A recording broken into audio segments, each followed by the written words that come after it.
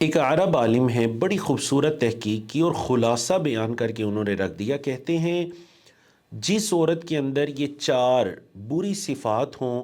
گویا کہ اس عورت نے خود سے اپنا گھر تباہ کرنے کا ارادہ کر لیا ہے، اور اب وہ انتظار کرے کہ کب اس کا گھر تباہی اور بربادی کی طرف جاتا ہے۔ سب سے پہلی صفت کہ اس کی زبان بہت لمبی ہے، خاوند کے منہ سے ایک بات نکلتی ہے اور اس کے منہ سے چار باتیں نکل آتی ہیں۔ اس کی زبان بڑی لمبی ہے اور بہت زیادہ وہ جواب دینے والی عورت ہے، تو مطلب اس نے اپنے گھر کو برباد کرنے کا ارادہ کر لیا۔ دوسری جو بری صفت ہے وہ ہے کثرت التشکی، بہت زیادہ گلے شکوے کرنا اور ہمیشہ ہر چیز کے اندر منفی پن کو تلاش کرنا اور ہر کام کے اندر نیگیٹیوٹی کو تلاش کرنا۔ آپ نے وہ واقعہ سن رکھا ہوگا، ابراہیم علیہ السلام جب اسماعیل علیہ السلام کے گھر میں آئے اور آ کر ان کی زوجہ سے ہم کلام ہوئے اور ان کے حالات پوچھے،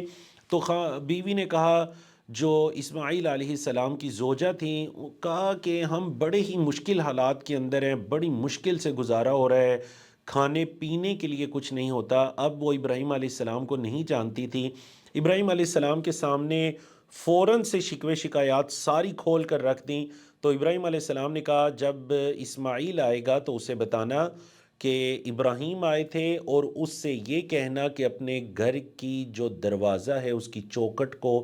تبدیل کر دے۔ اسماعیل آئے، بیوی نے جب بتایا تو انہوں نے کہا وہ میرے والد تھے ابراہیم، اور وہ مجھے یہ حکم دے کر گئے ہیں کہ میں آپ کو طلاق دوں، اور اب میں آپ کو طلاق دیتا ہوں اور آپ جائیے اپنے گھر والوں سے ان کے ساتھ رہیے۔ اور انہوں نے پھر دوسری جگہ شادی کی جو ابراہیم علیہ السلام کو بعد میں پسند بھی آئی۔ تو اس وجہ سے جو کثرت التشکی ہوتا ہے، گھروں کو بربادی کی طرف لے جانے والی ایک صفت ہوتی ہے۔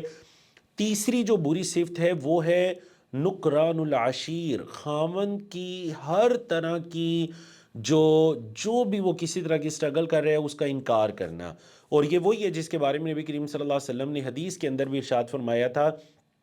کہ میں نے جہنم کے اندر عورتوں کی کثرت دیکھی، اور عید کے خطبے میں آپ صلی اللہ علیہ وسلم نے یہ ارشاد فرمایا تھا، تو ایک عورت اٹھی اور اٹھ کر کہنے لگی، اللہ کے رسول کیوں آپ نے جہنم میں عورتوں کی کثرت دیکھی؟ تو آپ صلی اللہ علیہ وسلم نے فرمایا کہ تکفرن العشیرہ، تم ناشکری کرتے ہو اپنے خاوند کی۔ اگر تم میں سے کسی ایک کے ساتھ تمہارے خاوند ایک پورا زمانہ نیکی اور بھلائی کرتے رہیں اور پھر تم ان کے اندر ایک خامی دیکھو، تو تم اس کی ساری بلائیوں کو بلا کر اس کی خامی کو لے کر تم کہتی ہو کہ ما رأیت منک خیرا قط، کبھی میں نے آپ کے اندر خیر دیکھی ہی نہیں۔ اللہ اکبر۔ اور چوتھی جو صفت ہے بری، وہ ہے کثرت التبرج والزینہ، یا تبرج والزینہ، جس کا ذکر قرآن مجید کے اندر بھی آیا ہے کہ ولا تبرجن تبرج الجاہلیت الاولی، کہ تم جاہلیت کے جو بناؤ سنگار ہے اس کی طرح کے بناؤ سنگار مت کرو۔